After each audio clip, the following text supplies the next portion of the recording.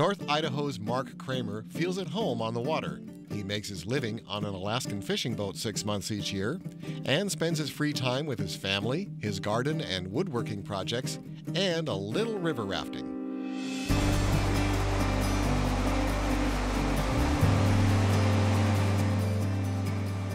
You have to be excellent. You have to have the strength and the stamina. Mark has a strong background in guiding river trips, emergency medical training, and swiftwater rescue. So in the early 2000s, he set his sights on rafting 3 prominent rivers in the north. The Alsek River, which runs almost 200 miles from the Yukon Territory through British Columbia into Dry Bay, Alaska. The 80-mile-long Susitna River north of Anchorage with miles of violent rapids.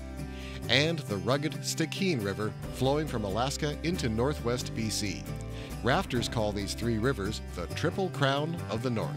I think it's an allusion to the Triple Crown of horse racing. If you can win the Belmont, Preakness, and Derby.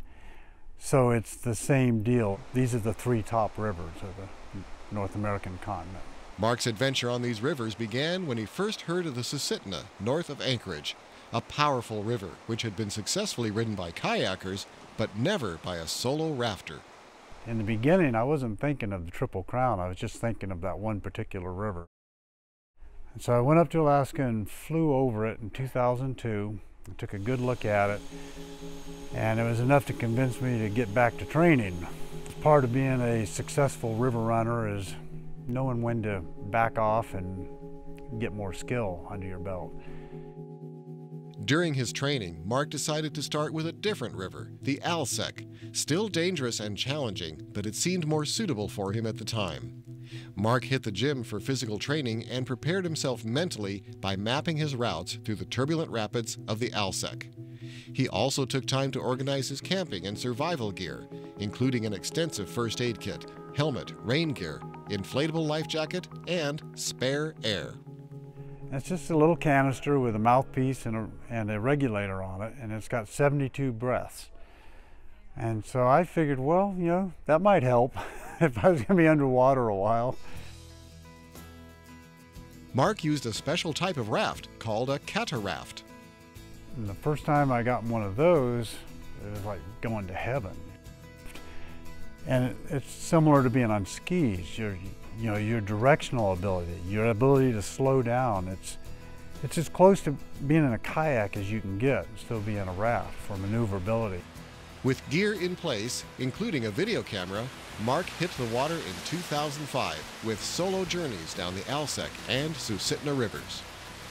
Before I shove off, I'm weighing everything. I'm thinking, I'm playing it in my mind, I'm weighing over what to do if this happens or if that happens, and getting psyched up that no matter what happens, you're going to fight for your life if you have to. You're going to just fight your way through if that's what it takes.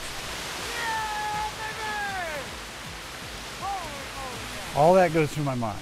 But once I shove off, it's a whole different world. Then you're committed.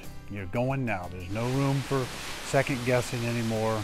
My mindset is I just get totally success oriented. I'm going to make it. Whatever it takes, I'm going to make it. But also, there's a lot of times where I haven't shoved off. The first time I was up and did the Alsek and then the Susitna, I sat in Dease Lake for almost a week, and I was sitting by the put end to the Stikine every day and just did not have the right feeling for it. I just didn't feel that I was ready. And so I didn't run it. I was 2,300 miles from home. That's a long ways to decide no-go when you're already there.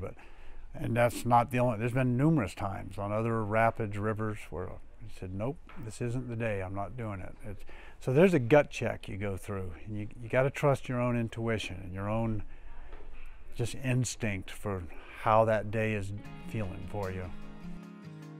Mark completed his solo runs of the Alsek and Susitna in 2005. He attempted the mighty Stikine River the next year, but he was unsuccessful and needed to be evacuated by helicopter. In 2012, after more preparation, Mark returned to the Stikine River in a differently designed raft and as part of a group. A group is better. It's a social event. It's more fun with your own species around, and have someone to talk to, and you can't go dependent on it as a safety factor. I mean, it's going to be more safe for people, but it's no guarantee. You know, if you're 100 yards apart on a river and one of you is swimming, the other's in a raft, there's no guarantee that raft's going to be able to save you.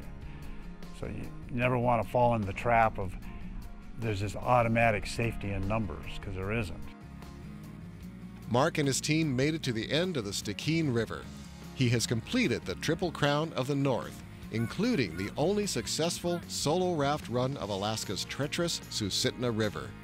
Since he's achieved all this, and he is now in his 60s, you might think he'd be ready to hang up his oars. And you'd be wrong.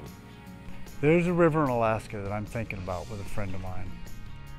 And it's been kayaked twice back in the 80s, and no one's touched it since. And we're looking at it. There's always one more river out there somewhere calling your name. Especially if your name happens to be Mark Kramer.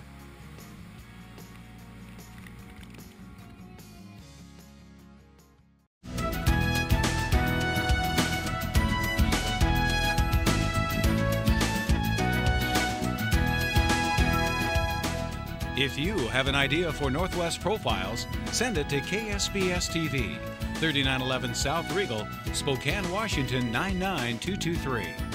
Northwest Profiles is a presentation of KSPS Public Television.